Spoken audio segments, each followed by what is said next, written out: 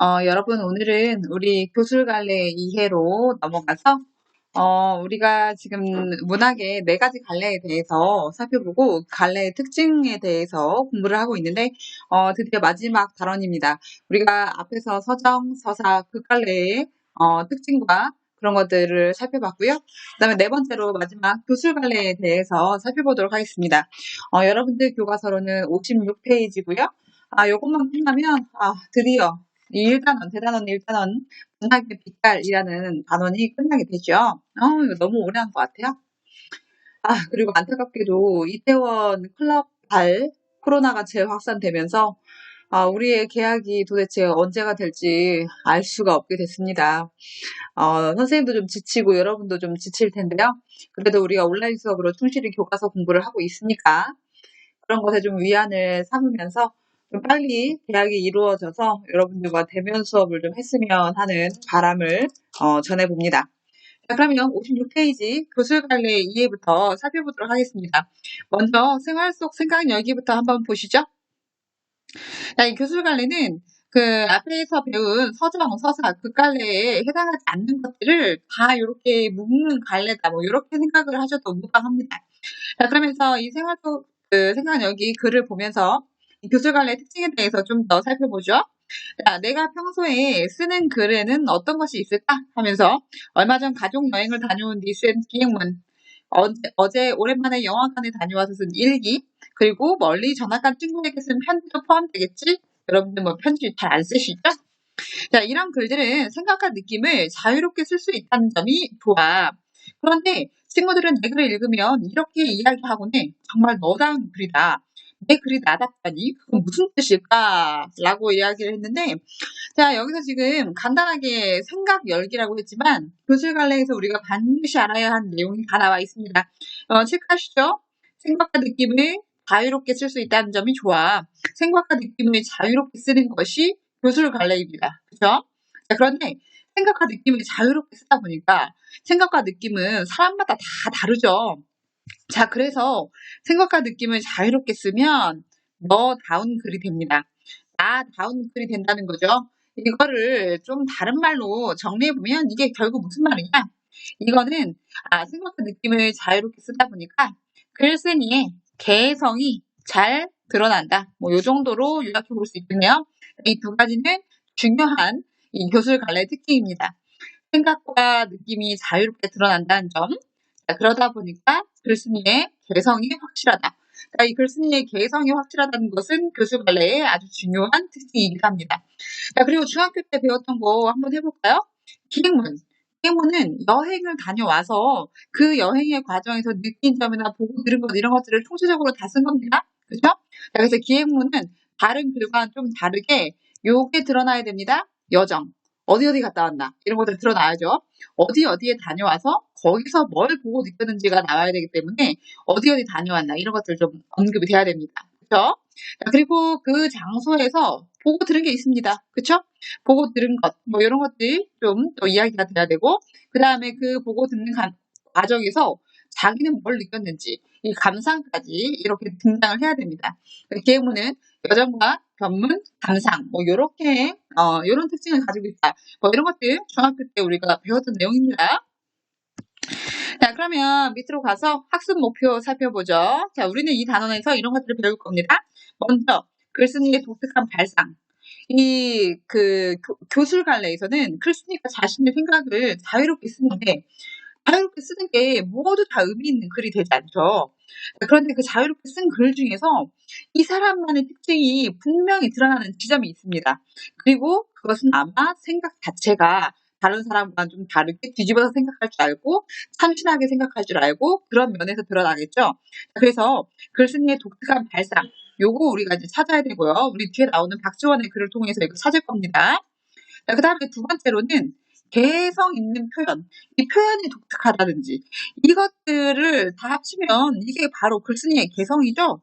이 개성이 드러나는 부분이 어느 부분인지 이걸 찾을 것이다. 그 다음에 세 번째, 글쓴이의 가치관을 파악하고 작품에 담긴 주제의식을 이해한다? 이건 뭐 당연한 거죠. 주제를 파악 못할 거면 그 글을 뭐하러 읽습니까? 그래서 주제를 파악할 거다. 글쓴이의 가치관을 통해서. 그리고 고전 수필과 현재 수필을 감상하고 교술갈래의 특징을 정리한다. 자, 네 번째 목표, 교술갈래의 특징을 정리하는 겁니다.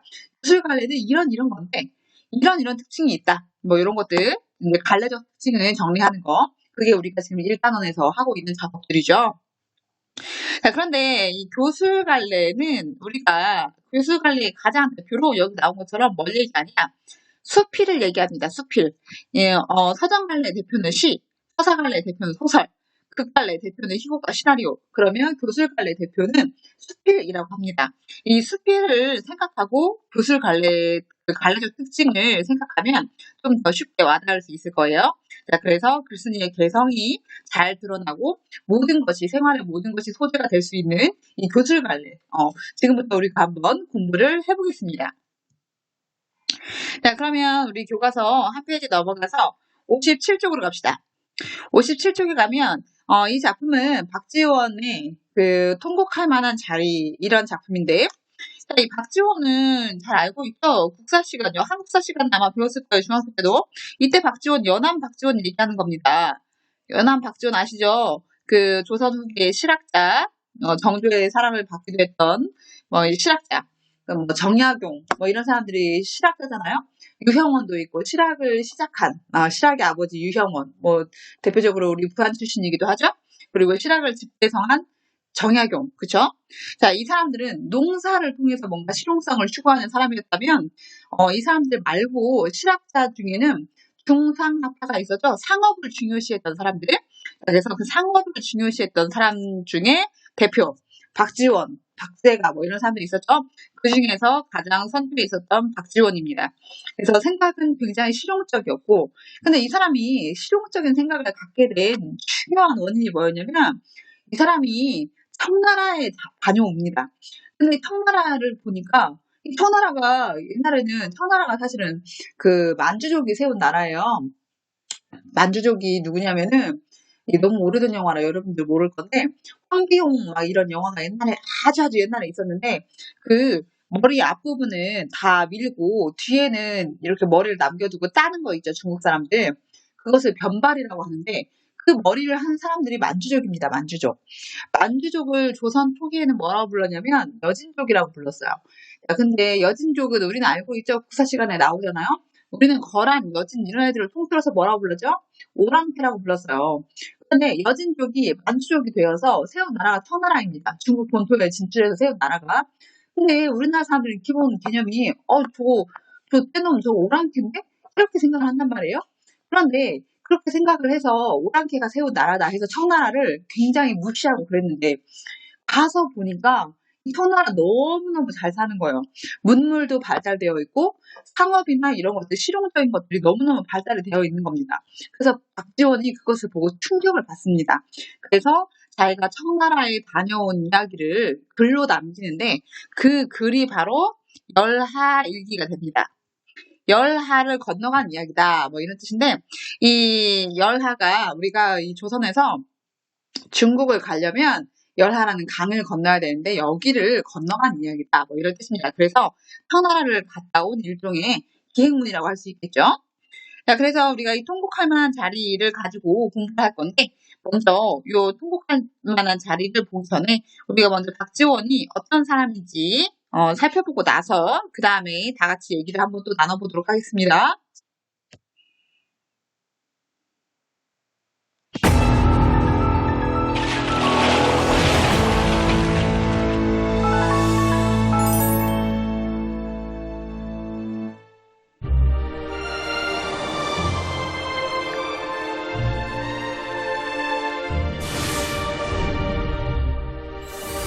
조선의 청희 문물과 개혁안을 소개했던 실학자 박지원. 조선 후기의 실학자이자 소설가인 박지원은 명문가의 자손으로 태어났으나 그의 집안은 무척이나 가난하였다. 그는 생원 진사시에서 장원을 할 정도로 실력이 뛰어난 인재였지만 여유롭지 않은 집안 사정, 당시 힘있는 세력들과의 불화 등의 이유 때문에 과거를 포기하고 연암골에 자리 잡게 된다. 연암골에서 독서에 전념하며 운둔 생활을 하던 박지원은 실학자인 홍대용과 교류하며 북학에 관심을 가지게 되었다. 그러던 어느 날 박지원에게 조선 사절단 일행으로 청나라를 여행할 기회가 생겼다. 여행을 하면서 청나라의 기술과 문화, 학문적 위상에 크게 놀란 박지원은 청나라의 좋은 점을 본받고 배울 필요가 있다고 생각하게 되었다. 여행에서 돌아온 박지원은 여행의 기록을 담은 기행문 열하일기를 집필하였다.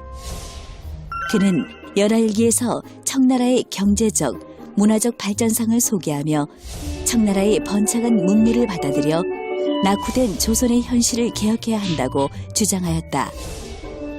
또한 자신의 실학 정신인 이용후생에 대한 생각을 이 책에서 구체적으로 서술하였다. 열하일기는 일기 형식을 취하고 있는데 통곡할 만한 자리는 이중 7월 8일자 일기이다. 박지원이 청나라를 여행하던 중 광활한 요동벌판을 보고 받은 충격을 담은 이 작품에서 그는 벅찬 감격의 순간에 감탄 대신 울음을 생각한다. 박지원은 통곡할 만한 자리에서 사람은 슬플 때만 우는 것이 아니라 7가지 감정이 극에 달할 때 울게 되며 갓난아이의 꾸밈없는 울음을 본받아야 한다고 말하고 있다. 이를 통해 일반적이고 평범한 생각을 뛰어넘는 박지원만의 창의적이고 독특한 발성을 엿볼 수 있다.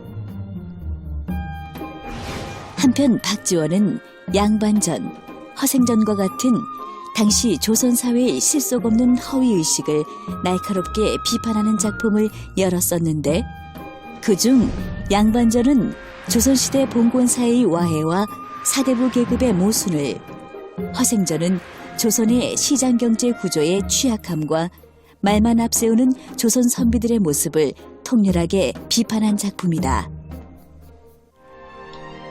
조선 후기의 문신이자 실학자인 박지원.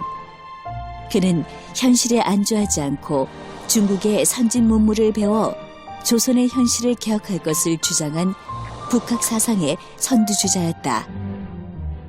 허위의식에 빠진 조선 후기 사회의 모습을 통쾌하게 풍자하면서도 그 시대의 삶을 생생하게 묘사한 그의 작품은 현재까지도 많은 사랑을 받고 있다.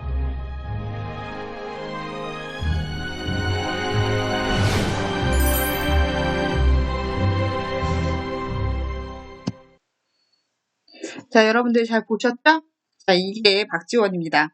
자, 우리나라를 가장 대표하는 작가이기도 하면서 굉장히 조선 사회에 여러 가지 변혁을 일으켰던, 그리고 굉장히 혁신적인 생각을 가지고 있었던 그런 사람이고요.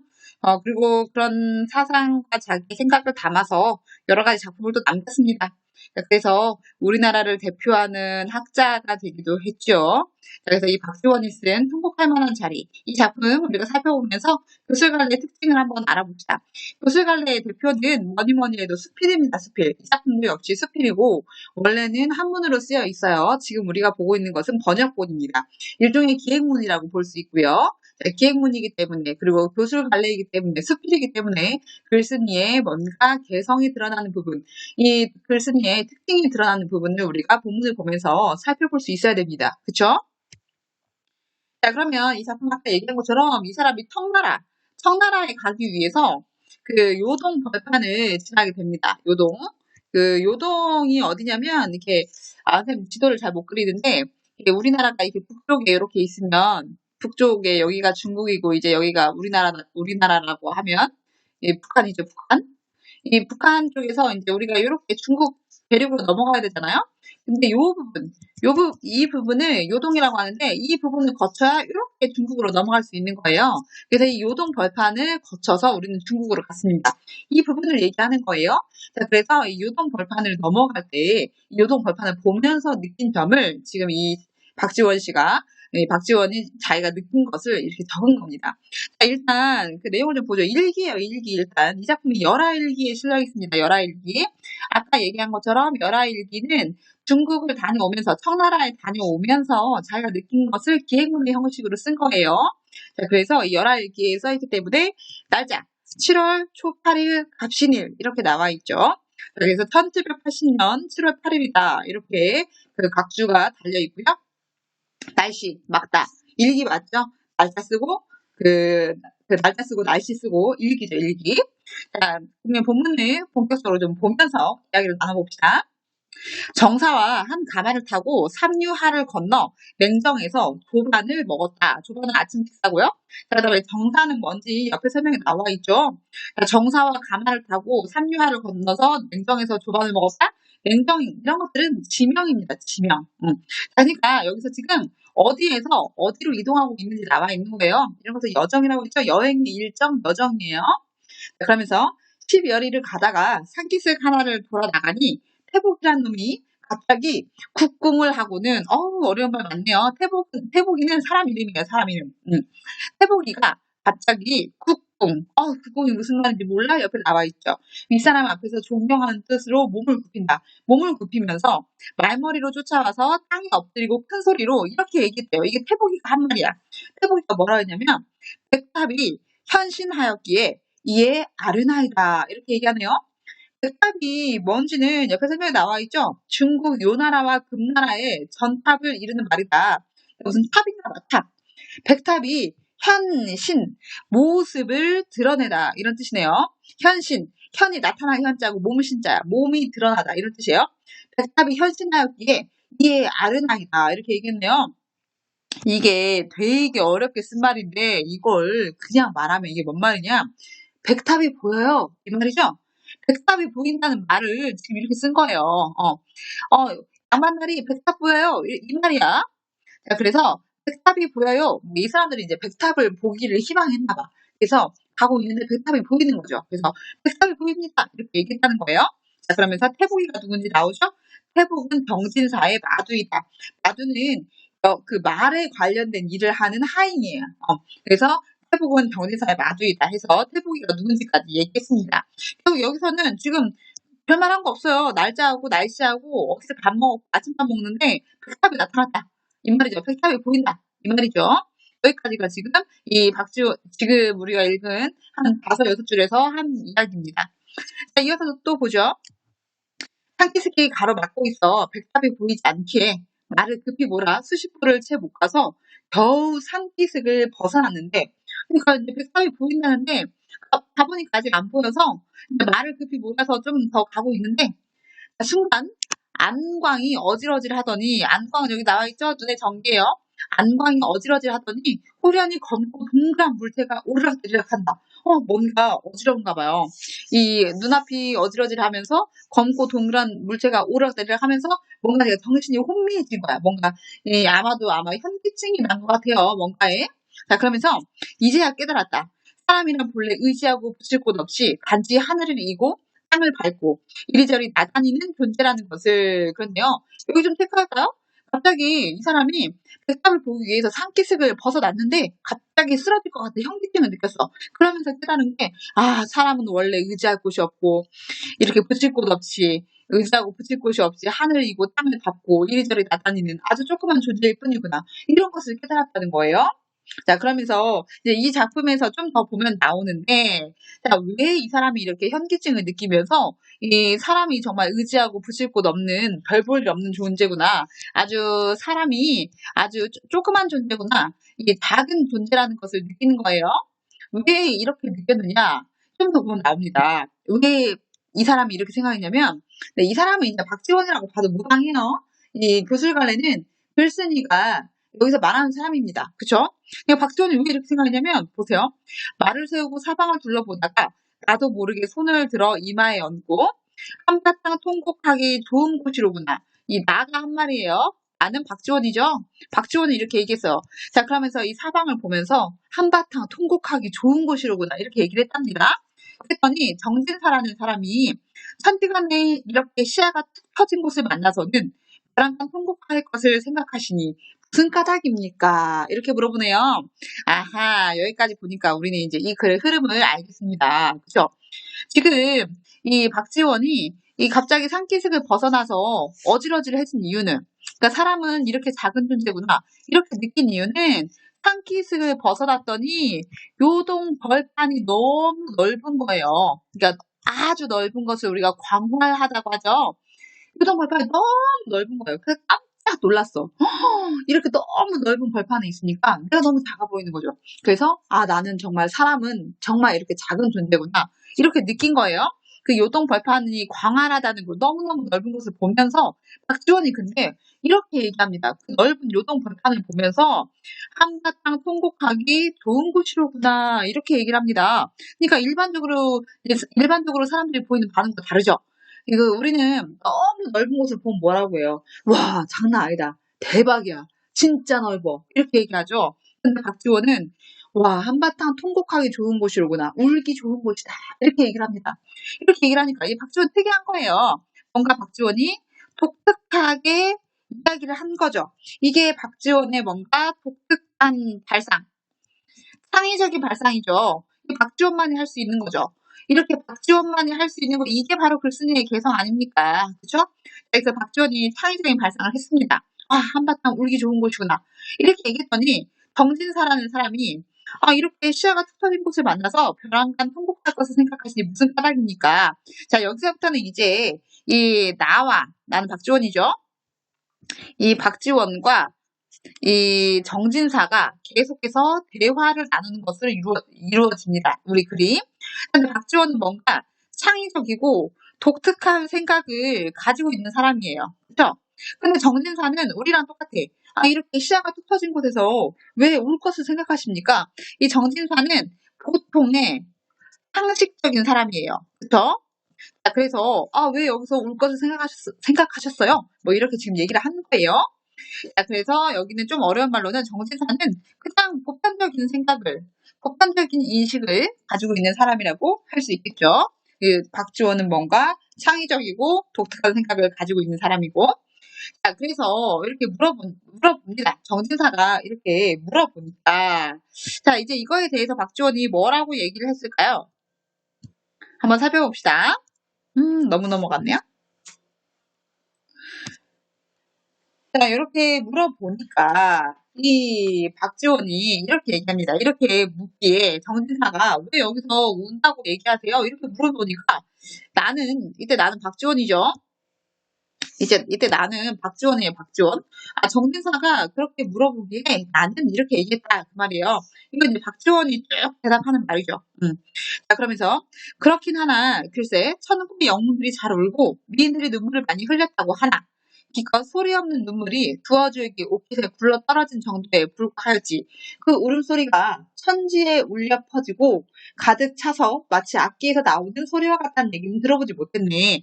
그러니까 야, 영웅이 울고 미인이 울고 하는 것이 그냥 조금 우는 것이지 울음소리가 그냥 천지를 가득 채울 정도는 아니다. 자, 그러면서 박지원의 핵심 생각은 여기 나옵니다. 여기 이 부분. 이 부분 잘 보셔야 되겠죠? 자, 사람들은 단지 인간의 칠정 중에서 오로지 슬픔만이 울음을 유발한다고 알고 있지. 자, 그러니까 이 울음을 유발한다는 것이 슬픔에서 울음이 유발된다. 우리도 그렇게 생각하죠. 이게 일반 상식입니다. 그렇죠? 보편적인 생각이에요.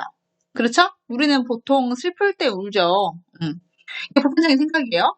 근데 박지원이 보기에는 이 칠정 중에 그냥 슬픔이 이 울음을 유발하는 거 아니다. 칠정이 모두 울음을 자아내는 것이다. 이거 박지원의 생각이죠. 박지원 역시 독특해요. 뭔가 박지원의 독특하고 창의적인 생각이죠. 자, 근데 이제 좀 더 읽어보면 박지원의 생각에 우리는 동의하게 됩니다. 뭐냐면, 근데 여기서 여러분이 이거 모를 수도 있겠네요. 여기 인간의 칠정에는 뭐가 있나요? 했을 때, 인간의 칠정은 이 희, 노, 에, 락. 인간의 뭐 가장 기본적인 4가지 감정이라고 하죠? 기쁨, 그 다음에 기쁠 희자, 그 다음에 화내, 노여움. 화냈다가 슬펐답니다. 슬펐다가 즐거웠다가. 그쵸? 자, 이게 기본적인 4가지 감정의 3가지. 애, 오, 욕. 이렇게 3가지를 합쳐서 우리는 칠정이라고 합니다. 이때 애는 사랑이에요. 앞에 애는 슬픔입니다. 슬플 애자예요. 한자를 다 써주면 좋지만 내가 한자가 있으면 여러분이 너무 힘들겠죠? 자, 이때 뒤에 있는 애, 오, 욕 할 때 애는 사랑이에요. 이때 오는 미움입니다. 미움. 뭐 증오 할 때 미움, 그 다음에 이때 욕은 욕심입니다. 욕심. 이렇게 해서 인간의 가장 7가지 기본적인 감정을 우리는 칠정이라고 합니다. 그래서 이때 칠정은 이 말이에요. 이때 칠정 좀 어렵게 생각하지 말고 요거구나 이렇게 생각하시면 돼요. 자, 그러면서 그러니까 이제 박지원의 얘기는 이거예요. 사람들이 슬플 때만 운다고 생각하는데 이게 아니다. 사실은 7가지 감정, 여기 있는 7가지 감정이 모두 울음을 자아낸다. 울음을 만들어낸다. 자, 그러면서 기쁨이 극에 달하면 울음이 날만하고 분노가 극에 치밀면 울음이 날만하며 이거 동의하죠. 너무 화가 나면 눈물이 납니다. 너무 좋아도 눈물이 나죠. 자, 그리고 너무 즐거움이 극에 달해도 울음이 나고 그렇죠? 막 이렇게 하하하 웃다가 우는 애들 있잖아요. 좀 특이한 애들이긴 하지만. 그 다음에 사랑도 극에 달하면 울음이 나고 미움도 극에 달하면 울음이 나고 욕심이 극에 달아도 울음이 난다. 이거 뭐 좀 동의하죠. 선생님 뭐 꽤 많이 동의합니다. 자, 그리고 막히고 억눌린 마음을 시원하게 풀어내는 데에는 소리를 지르는 것보다 더 빠른 방법이 없네. 라고 하면서 이 우리가 모두 칠정의 감정이 극에 달하면 울음이 난다. 이렇게 얘기를 했습니다. 이게 박지원의 생각이죠. 박지원 역시 좀 다른 사람이에요. 다른 사람보다 뭔가를 생각하는 통찰력이 좀 남다르죠. 자, 그러면서 통곡 소리는 천지간의 우레와 같아서 지극한 감정에서 터져 나온 소리는 사리에 절실할 것이니 웃음소리와 뭐가 다르겠는가? 사람들이 태어나서 사정이나 형편이 이런 지극한 경우를 겪어보지 않고 칠정을 교묘하게 배치하여 슬픔에서 울음이 나온다고 짝을 맞추어 놓았다네. 그렇네요. 그러니까 슬픔에서 울음이 나온다는 것은 일반적인 생각이지만 박지원이 보기에는 잘못된 생각이에요. 이 박지원이 보기에는 여기서는 이건 편견이다. 슬플 때만 눈물 나는 거 아니다. 이렇게 얘기를 하면서 자, 그러면서 그리하여 초상이 나서야 비로소 억지로 아이고 하는 등의 소리를 질러내지 그랬네요. 그러니까 거짓말로 우는 거예요. 슬퍼야 하는 상황에서는 울어야 된다고 생각을 하니까. 그러니까 억지로 울음을 울게끔 그렇게 사람들이 짜맞춰 놨다. 이게 일반적인 사람들의 생각이죠. 보편적인 생각이에요. 그렇죠? 이렇게 얘기를 하면서 자, 그다음에 다음 쪽으로 넘어갑시다. 여러분들 책의 59쪽으로 가죠. 자, 59쪽을 보면 그러나 정말 칠정에서 느껴서 나오는 지극하고 진실한 통곡 소리는 천지 사이에 억누르고 참고 억제하여 감히 아무 장소에서나 터져 나오지 못하는 법이네. 그랬네요. 그러니까 이 울음은 어떤 칠정이 지극히 감정이 너무너무나 커져서 그럴 때 나오는 건데 그런 통곡은 아무 데서나 나오는 게 아니다. 자, 그렇게 얘기하면서 한나라 때 가인은 적당한 통곡 자리를 얻지 못해 울음을 참다가 견뎌내지 못하고 갑자기 한나라 궁실인 선실을 향해 한바탕 길게 울부짖었으니 어디 사람들이 놀라고 괴이하게 여기지 않을 수 있겠는가 그랬네요. 자, 이 부분 좀 체크하셔야 돼요. 한나라 때 가의는 그러니까 옛날의 일을 지금 인용하고 있는 거죠. 우리는 이런 것을 고사의 인용이라 하고 이런 것들은 자주 나오는 기법입니다. 잘 알고 계셔야 돼요. 자, 그래서 이 고사를 인용을 하면서 한나라 때 가의의 이야기를 하면서 사람의 감정이 아주 극에 달하면 칠정 중에 어떤 감정이든 극에 달하면 통곡하게 된다. 이런 이야기를 하고 있습니다. 그쵸? 그래서 정리해보면 지금까지 박지원이 한 얘기는 사람들이 슬픔에서 울음이 나온다고 생각하지만 박지원이 보기에는 칠정의 감정이 모두 다 극에 달하면 울음이 나온다. 이 얘기하고 있는 거죠? 그죠? 자, 그래서 박지원은 뭔가 다른 사람과 다르게 창의적으로 생각을 하고 있습니다. 그죠? 자, 좀 어려울 수도 있는데 여기까지는 그래도 괜찮아요. 이태가 조금 더 어려우니까. 자, 그랬더니 이제 정진사가 묻습니다. 지금 여기 울기 좋은 장소가 저토록 넓으니, 그쵸? 지금 요동 벌판에 와 있으니까. 이렇게 넓으니까 나 또한 그때를 조차 한바탕 울어야 마땅하겠는데 칠정 가운데 어느 정에 감동받아 울어야 할지 모르겠습니다. 그랬네요. 그러니까 이제 정진사는 그래 네 말이 맞는 것 같아. 칠정의 감정이 모두 그렇게 달하면 울음이 나는 거 맞는 것 같아. 야, 근데 이제 좀 너를 쫓아 내가 울어봐야 되겠는데 칠정 가운데 뭐에 감동받아야 되니? 야, 지금 울어야 되겠는데 이 울어야 되는 7가지 감정 중에서 지금 울음은 뭐니? 이렇게 물어본 거예요. 자, 그랬더니 박지원이 이렇게 얘기합니다. 이 박지원의 기가 막힌 비유가 여기서 등장을 하죠. 박지원이 뭐라고 말하냐면 이 박지원이 이렇게 얘기합니다. 그건 갓난아이에게 물어보시게. 이렇게 얘기하네요. 갓난아이. 이제 비유를 하기 시작합니다. 갓난아이에게 비유를 해요. 갓난아이가 처음 태어나 칠정 중 어느 정에 감동하여 우는지. 갓난아이가 태어나면 울죠? 울어요. 근데 거기서 칠정 중에 어느 정에 감동해서 우는 거냐 하면서 갓난아이한테 물어보래요. 자, 그러면서 갓난아이는 태어나 처음으로 해와 달을 보고 그 다음에 부모와 앞에 꽉 찬 친척들을 보고 즐거워하고 기뻐하지 않을 수 없을 것이네. 이런 기쁨과 즐거움은 늙을 때까지 두 번 다시 없을 터이니. 자, 그러니까 박지원이 생각하기에 아기가 우는 거는 즐겁고 기뻐서 운다는 거예요. 앞에 부모를 보고 해와 달을 보고 친척들을 보고 해서. 자, 그러면서 슬퍼하거나 화를 낼 이제 이어서 보죠.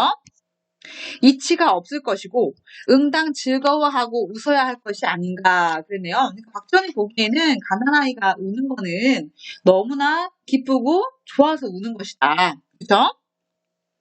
자, 근데 사람들이 이걸 가지고 또 뭐라 그러냐면 그런데도 도리어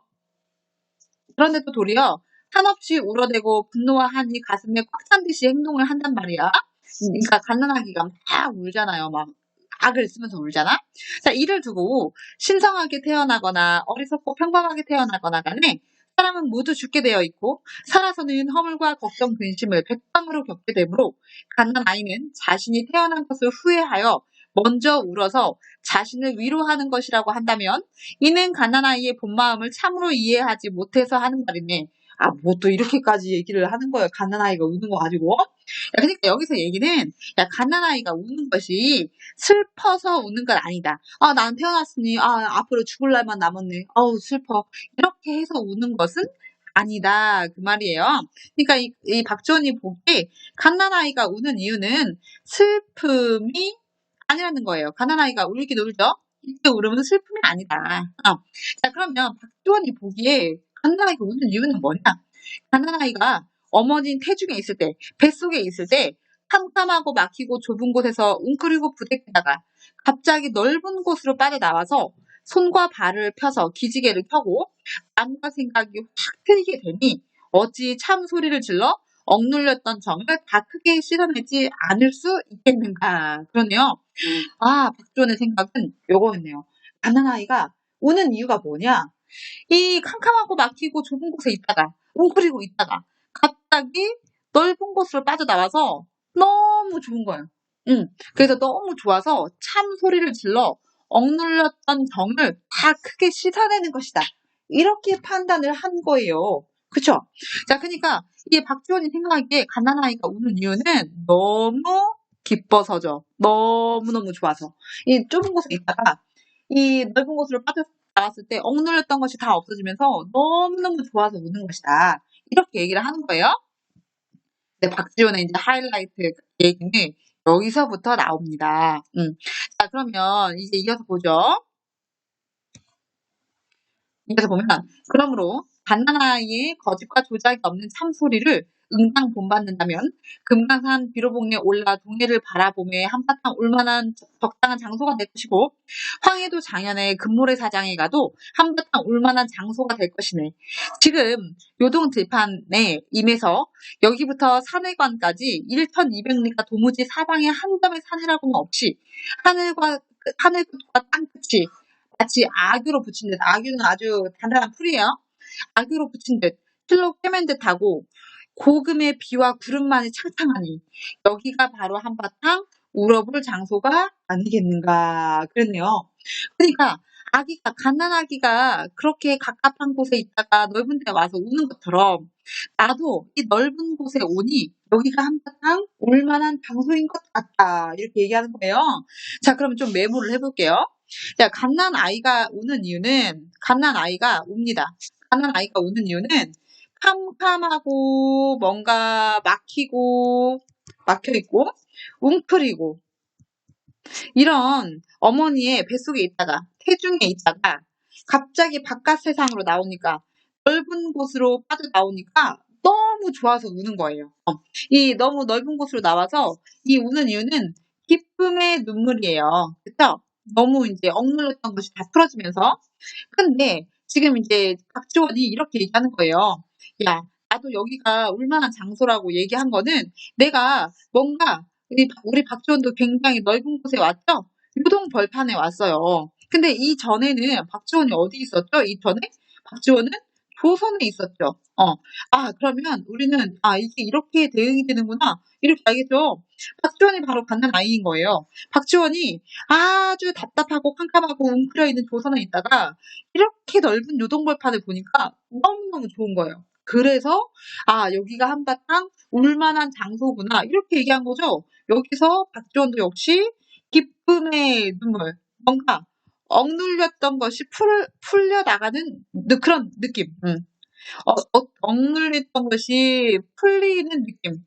이걸 받았다는 거예요. 그쵸? 자, 그래서 여기가 한바탕 울만한 곳이구나. 이렇게 얘기를 한 거죠.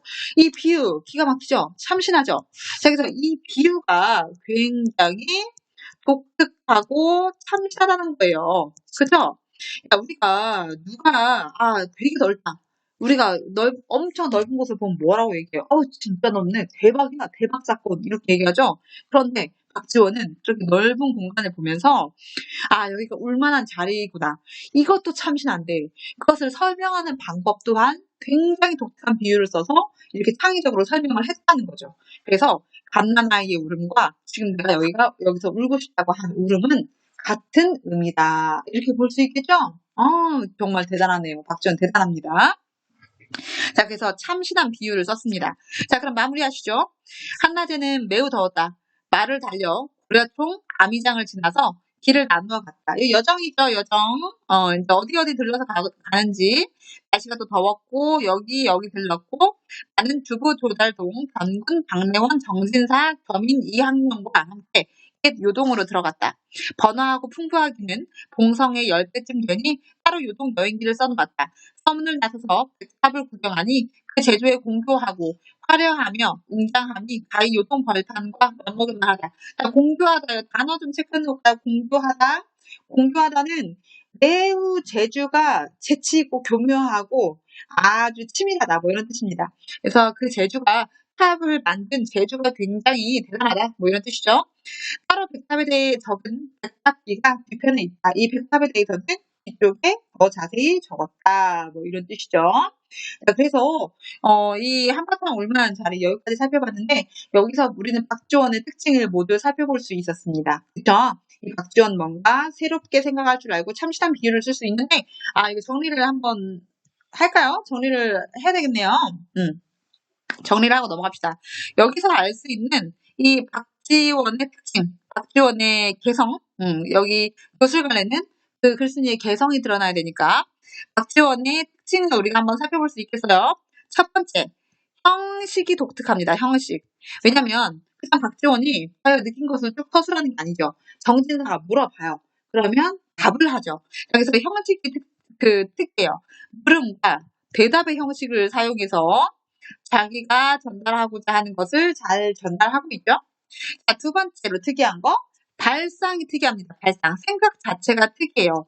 여기가 한바탕 울만한 자리로구나. 이 넓은 벌판을 보고, 이 넓은 벌판을, 울만한 자리다. 이렇게 통곡할 만한 자리다. 이렇게 생각을 하죠. 그러니까 뭔가 이 발상 자체가 굉장히 창의적이다. 이렇게 얘기할 수 있겠죠.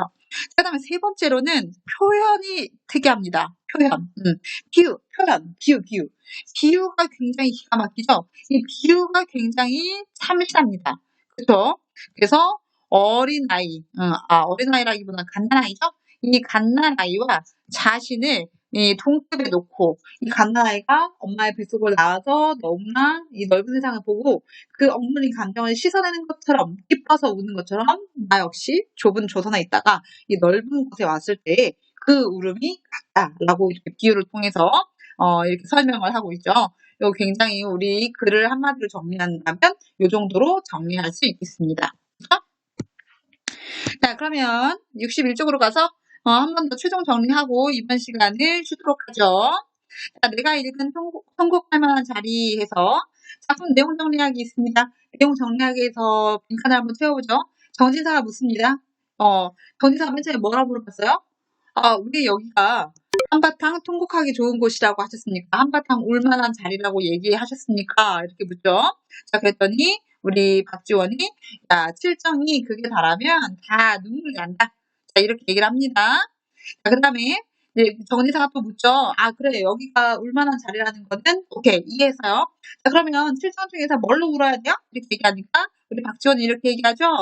야, 갓난아이가 이 캄캄하고 좁은 곳에 있다가 넓은 곳에 나오면 운다. 그런 것처럼 우리도 요렇게 울면 된다. 갓난아이가 거기서 진정한 기쁨을 느껴서 기쁨이 극에 달해서 악을 쓰고 우는 것처럼 우리도 그 기쁨을 느끼면서 울면 된다. 이렇게 이야기를 하죠.